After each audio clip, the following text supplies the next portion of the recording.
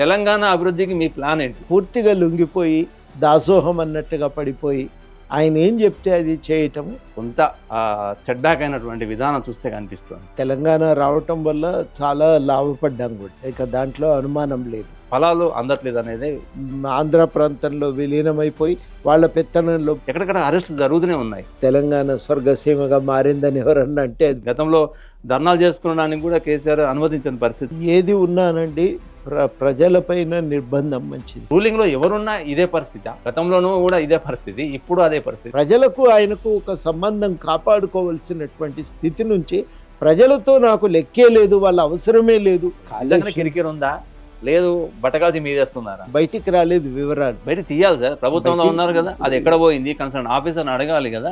Revanth Reddy ruling కి ఎన్ని మార్కులు వేశారు సార్? కొన్ని విషయాలు అయితే బయటకు వస్తాయి, ఇంకో నెల కాకపోతే 2 నెలలు పడుతుంది. కేసీఆర్ సీఎం అయ్యాక ఒక సర్వే చేశారు, అది ఏమైంది? మళ్ళీ ఎందుకు సార్ ఈ ఖర్చు అంత ఎందుకు?